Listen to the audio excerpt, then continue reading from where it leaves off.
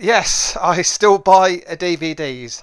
Hello, fellow horror nerds. It is Rorschach Myers here, and this is my. Well, it's not a review. It's a first impressions, I guess you could say, of Halloween, the reboot from 2018. I think it is. I watched this a couple of nights ago. Let's take him out of the sleeve there. Yeah, I watched it a couple of nights ago, and I thought I'd just give you a quick 5 minute video where I explain what I thought of it. How did it compare to the movie that got me back into the franchise, Halloween Kills? Right, Halloween. Then, what do the fake news media say about it? They've given it 4 stars. Enemy. I used to trust the enemy. I don't know what Digital Spy is. And Independent. They are far left. I don't care what they've got to say. So, now they've given it all 4 stars, but that doesn't mean anything nowadays. This is my take. My take, just as valid as the Independent. Yeah, because I'm a biased person. I don't pretend I'm independent, and the Independent. I guess they are different to me. They pretend to be independent, don't they? Anyway, so my take. This is what on earth is going on outside. And this is what I thought of the Halloween movie. I thought it was kind of creepier, actually, than Halloween Kills. Halloween Kills is almost comic in certain aspects, particularly with the LGBTQ XYZ plus characters, Big and Little John. It's got lots of comedy, whereas Halloween from 2018 is kind of straightforwardly brutal. We begin with Michael Myers in a like a high, what would you call it, a high security prison. He doesn't talk. He's just a ominous figure in the background. The fellow inmates are scared of him. He always has like a mystical, supernatural aspect towards him. But he's just a big guy. He's getting on a bit, as we all are today. And he hasn't got his mask on. We're introduced to, I think there's some investigative journalist types who are almost as unpleasant as the main characters in Halloween Kills. So you're kind of rooting for Michael at the beginning. That didn't used to be a thing back in the day, did it? Or did it? Or maybe it did. I did watch the Jason versus Freddy Krueger movies, and there was lots of victims of Freddy and Jason who are kind of repellent. So maybe the characters in the movie have always been kind of unlikable, and so when the killer does his thing, you can tend to have like this guilty pleasure seeing the killer dispatch them. Anyway, so in Halloween we've got those investigative journalists. They get dispatched in quite a brutal way, really, quite a convincingly human and violent way. I think a lady was on the toilet, I remember from the movie, whereas when she gets interrupted by Michael sans mask, he dispatches the boyfriend quite brutally, and then he's after her. It's slow, it's scary, it's surprisingly real in comparison to the murders in Halloween Kills, where he's using various implements. You see there on the back, the light tube, the fireman's tool there. So I did find it kind of genuinely creepy, scary, brutal, and convincingly real compared to Halloween Kills. There was a moment in the movie which kind of confused me a little bit when Michael was hit by a car. They took Michael and his unconscious body, then placed him in the back of the car. That's never going to end well, is it? But yeah, then again, if I think about traditional horror movie tropes, the characters in the movie, they always go down to the cellar, don't they? The dark, spooky cellar. They never tend to do the thing that is safer.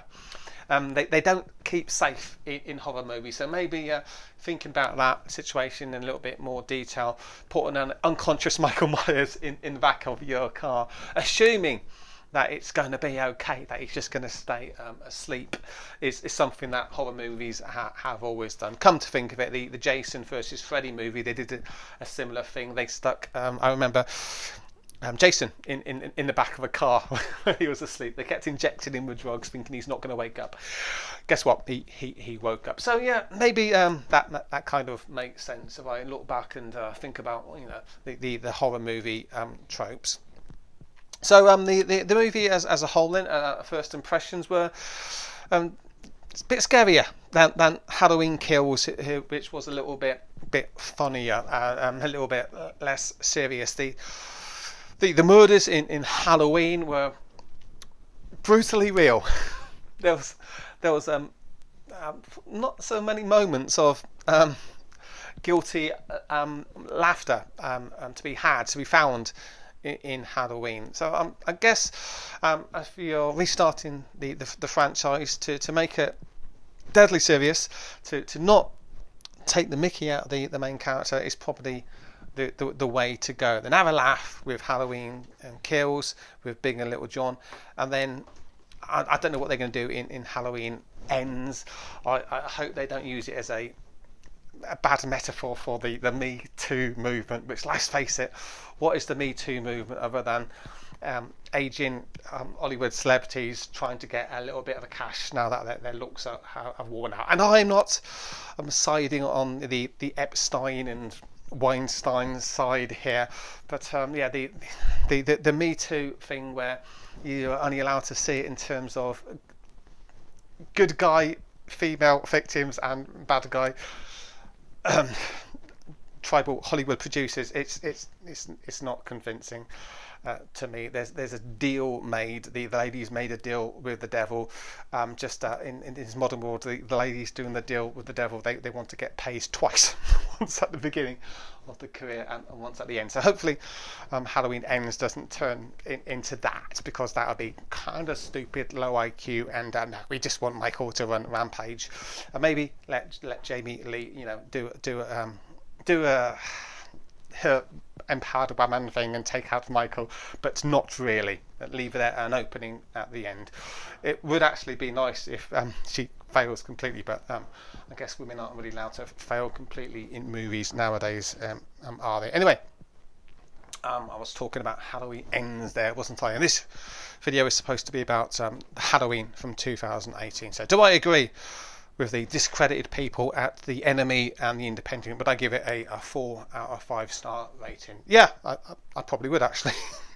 I probably would give it a 4 out of 5 star rating, but that's just a initial impression of the movie after a one watch. So what I want to do, I want to rewatch the movie from beginning to end and then do a full and detailed review, and that's what I'll do on this channel. It'll be a proper review. It'll be less rambling than this one.